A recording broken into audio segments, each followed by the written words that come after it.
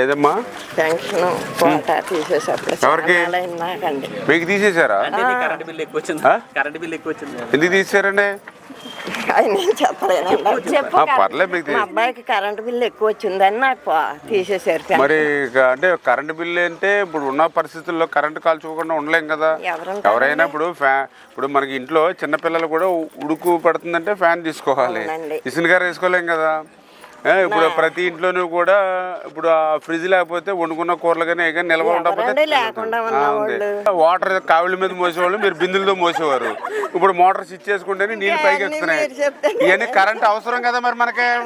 అంటే ఇప్పుడు జగన్ దుర్మార్గుడు కాకపోతే మీరు మళ్ళీ పూర్వ పద్ధతిలో బిందులు మోసుకోండి, పూర్వ పద్ధతులు ఇసుని గారు ఇసుకోండి, పూర్వ పద్ధతుల్లో పిండి రుబ్బుకోండి అని చెప్తున్నాడు. కరెంటు వాడకండి అని చెప్తున్నాడు. చేయలేము. అందుకే నిలదీసి నెగ్గదీసి అడుగుతున్నారు. రేపొద్దున మన ప్రభుత్వం వస్తుందమ్మా, తెలుగుదేశం జనసేన.